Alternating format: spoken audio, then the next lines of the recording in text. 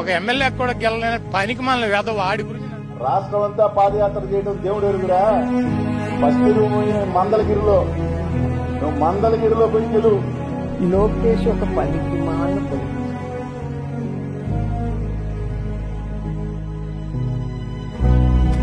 తండ్రిని చూసే కొడుకుని అప్పుడు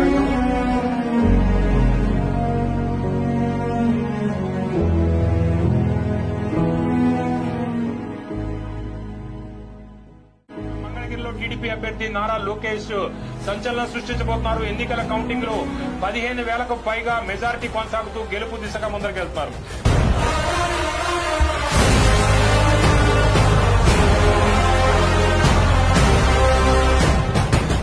నారా లోకేష్ అన్న నేను